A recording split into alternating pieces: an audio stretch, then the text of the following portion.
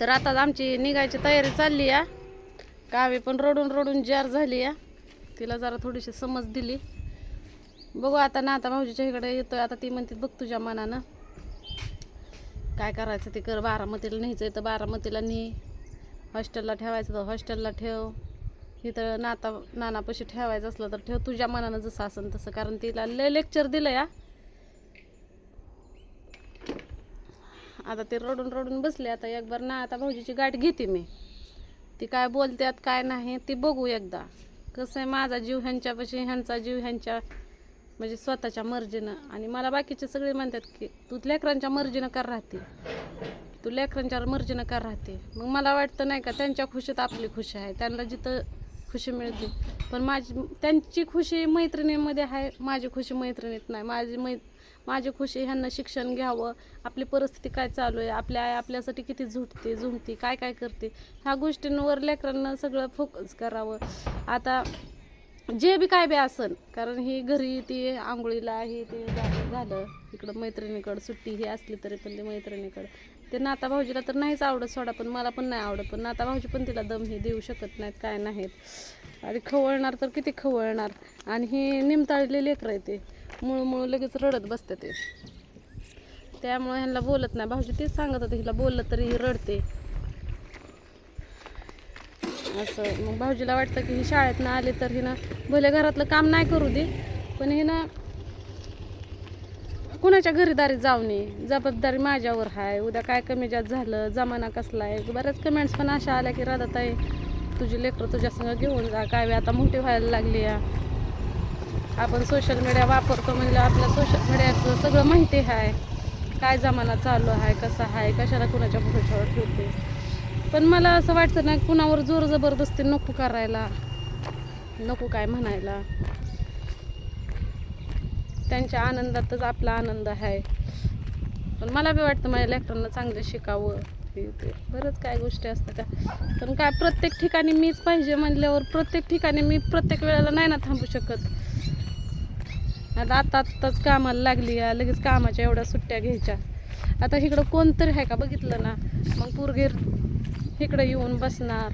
इथं काय कमी जास्त झालं समजा इचू काटा काय तर कोण जबाबदार राहणार आहे का नाही. मला तर काय म्हणायला येतंय का की बाबा तुमच्या भरोशावर होती. मग भाऊजीला असं वाटतं की हिला काय कमी जास्त झालं तर म्हणजे आता समजा त्यांच्याजवळ ठेवली म्हणलं जबाबदारी त्यांची झाली. पण ती जर काय बोलायला गेलं की पोरगी रडती. मग त्यांना असं मला पण सांगू वाटत नाही काय. आपलीच लेकरं ऐकत नाही ती आई बापच ऐकत नाही तर दुसऱ्याचं काय ऐकणार आहे असं वाटतं. आणि मला वाटतं की मग मारून हाणून तर होतं का, लेकरांचं प्रेम तुटतं असं पण तुटतंच बघा आईबापाजवळ. पण आईबापांची काहीतरी मजबुरी असेल तर बऱ्याच जणांना वाटतं की तू नवऱ्याची इज्जत काढते, नवऱ्याचा अपमान करते, हे करते ते करते. अहो एवढं सगळं करते तरी नवरा सुधरत नाही. काय करावं, शेवटी मीच समजपणा घेतला. जाऊ दे म्हणलं, त्याला कसं राहायचं तसं राहू दे म्हणलं, त्याचा आधार घ्यायचा आणि आपण स्वतः कमवायचं. कमवलं तर कुणासाठी कमवणार आहे. समजा माझ्या एकटीचं कमवायचं म्हणलं तर मी एकटी आनंदाने राहू शकते, खाऊ शकते एकटीसाठी. काही 50 रुपयाचं काम केलं तर 2 वडापाव माझं भागतं या. पण मला माझ्या लेकरांसाठी कमवायचं. जे आम्हाला भेटलं नाही ते लेकरांसाठी मला करायचं आहे. तेवढं करून तर भागतंय का नाही.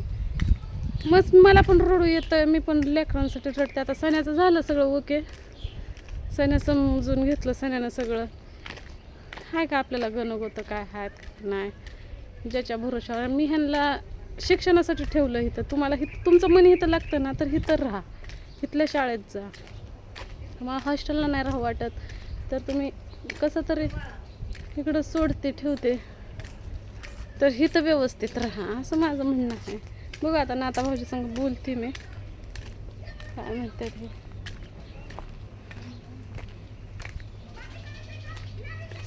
तर चला आता नाता भाऊजीच्या घरी आली मी. इथं पण मस्त चांगलं आहे.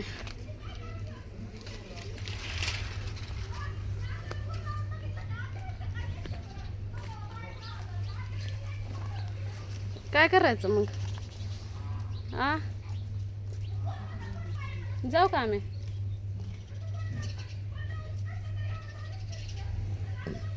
हे तर राहते का मग हॉस्टेलला राहते का बारामतीला येते तुझ्या मनाला सांग. तुला मारलं का मी? तुला काय शिव्या दिल्या का? खवळली का तुला? मग का रडते? रडते का? हे तर राहू वाटत नाही का तुला? नाही राहू वाटत ना? हा का नाही?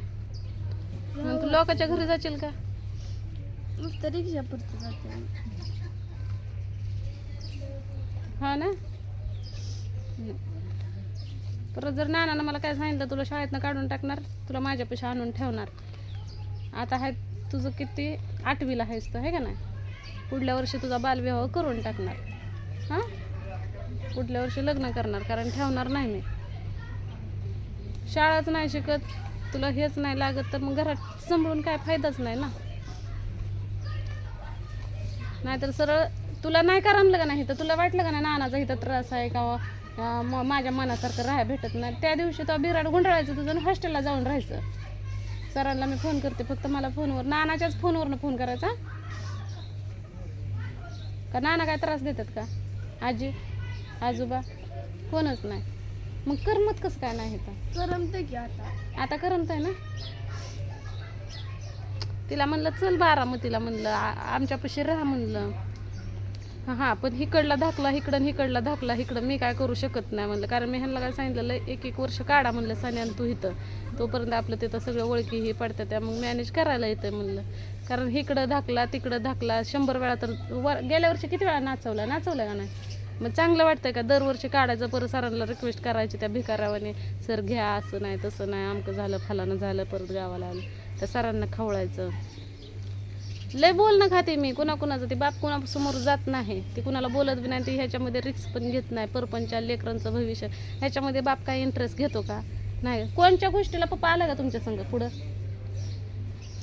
तुमच्या प्रत्येक गोष्टीमध्ये मीच आहे का नाही पुढं?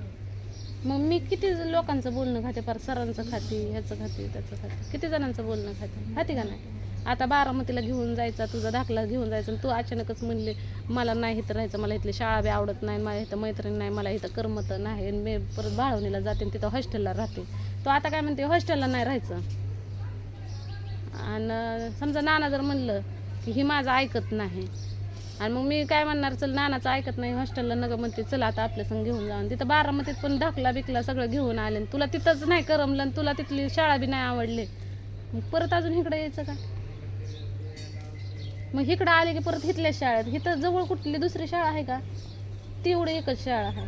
त्या शाळेत आले की परत सर मला काय म्हणणार, तुमच्या पोरीचा दाखला बी मी घेत नाही आणि तुमची पोरगी आमच्या शाळेत पाठवू नका म्हणल्यावर मग काय करायचं? मग तुझं शाळा बी नाही, कारण तिकडं करमत नाही म्हणून तू तिथल्या शाळेत जाणार नाही. मम्मी काय म्हणलं का राहते म्हणलं की राहते नाही तर जाणार का लोकांच्या घरी? शाळेतनं घरी आलं घरी काय काम असेल ते करायचं, न जाणं तर त्या कोपटाखाली एक हे आहे छपर आहे, तिथं पण खाट आहे का नाही? बिंदास तिथं जाऊन बसायचं. तू म्हणते ना आजोबा मला TV बघून देत नाही, त्यांच्या मनानं लावतात ते कीर्तन हे ते, मला तसलं बघू वाटत नाही. तुला इथं शाळेसाठी ठेवलं या, TV बघायला नाही. त्यांचं ते काय करणार, कीर्तन बघू काय बी बघू. गाईड तुला आता जीवरमधनं गाईड घेऊन देते मी, काय नाहीतर नानाकडे पैसे देते, गाईड घ्यायचं, इथं वाचत बसायचं ह्या खाटावर. असतात का आजोबा दिवसभर घरी असतात का? नसतात. दिवसभर तू तरी घरी असते का? नसते. तू असते शाळेत आणि आजोबा असतात रानात. तर तुमच्या दोघांचा भेट कधी होती? एकतर सकाळी नाहीतर संध्याकाळी. संध्याकाळी त्यांचे ते कीर्तन बघू नाहीतर काय बी बघू. तू शाळेत आले की तुझं आवरायचं, अभ्यास करत बसायचा.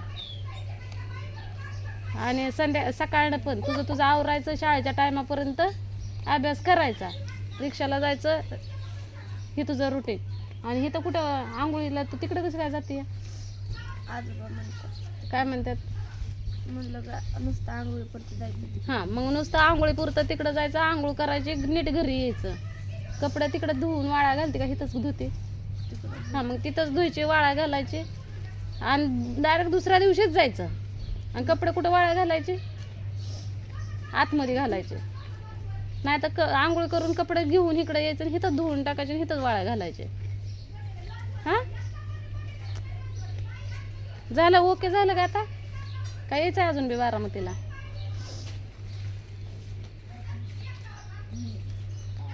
मला जायचं आहे दवाखान्यात. तर आता भाऊजी पण आहे तर इथं अजून जेवण नाही केलं. आपल्या डिकीतल्या भाकरी काढल्या त्या का, मग भूक लागली मला. कुठं ठेवल्या, इथं ठेवल्यात का तिकडंच आहे का, इथंच आणलं का? काय पाहिजे ते मागायचं, हे पाहिजे ते पाहिजे ते पाहिजे, काय पाहिजे ते मागायचं. फक्त शाळेचा लाड नाही. आणि कारण का नाही, शाळेत आता तुम्हाला खर्च नाही. पुढल्या वर्षी 9वीला जाते तू. 9वीला माहिती आहे ना दीदीला, काय वर बघून सांग जरा.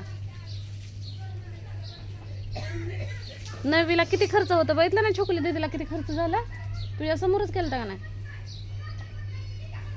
आणि 10वीच्या तर पुढे इतका खर्च होतोय ना, फी भरून. आणि नोकरी लावायची जर म्हणलं ना तर नाकीनच येतंय फी भरून.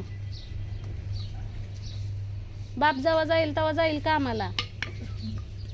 मी रूम भाडं बघू का, तुमचं खाणं पिणं का, मेकअप का, तुमच्या हाऊस माऊस करू का, शिक्षणाचं एकटी बघू का, मी हिंडू फिरू. हा नावाची घंटी एवढे वटवट करते तरी हे नाही. तर चला आता दुसऱ्या व्हिडिओमध्ये भाऊजी संग बोलू. आता हे झालं काबीचं.